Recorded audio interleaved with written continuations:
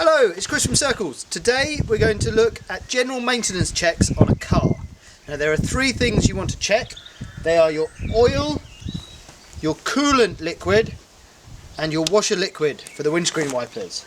So the first thing we're going to check is the oil. To check the level of oil you have to make sure the engine's cold, and then you use this, which is the dipstick, and so you pull it out, give it a wipe to clean off any oil that's on there, and then dip it again all the way in, pull it out and check the level of oil. Now it should be within this cross-hatched area here, and it's just below it, so we're going to add some oil.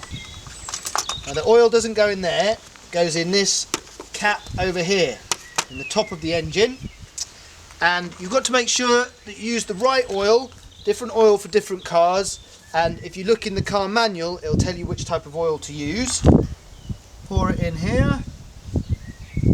Now we'll let that oil seep down through the engine and into the sump, which is where the dipstick goes to, and then when that's seeped through we'll check the dipstick again, and now it's up to the right level.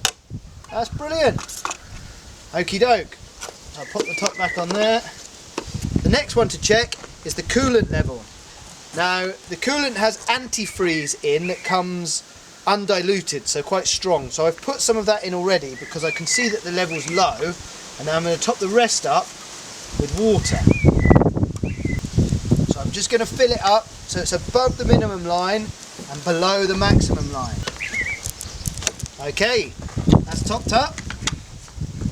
So the third and final one is the washer liquid. Again, this comes concentrated and you need to mix it with water, but this time I've pre-mixed it in the bottle so I can pour this one straight in. Be careful not to spill it everywhere, and we fill that up till it gets to the top of this pipe. So there are your three main checks. You've got the engine oil, the engine coolant level and the windscreen washer liquid.